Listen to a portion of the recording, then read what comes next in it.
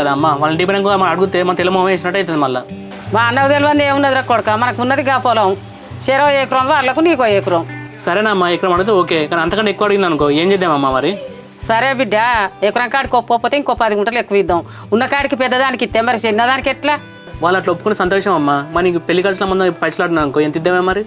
పెద్దదాని కొరకని 10 లక్షలు బ్యాంకులో వేసుకున్నాం కదా బిడ్డ. 5 లక్షలు వాళ్ళకి ఇద్దాం, 5 లక్షలు మనకు పెళ్లి ఖర్చు అవుతాయి. సరేనమ్మా, మరి బావకు బంగారం గిట్లా అడిగితే మరి ఏం పెడదాం? ఎట్లయినా రింగును షైన్ పెట్టేదే కదా బిడ్డ. ఇక సపరేట్గా 2 తులాలే షైన్ వేద్దాం.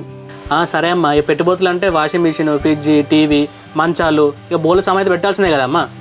అవే బిడ్డ, మంచాలు, టీవీ, బీరువా ఇవన్నీ లోకం మీద పెట్టినట్టు మనం పెడదాం.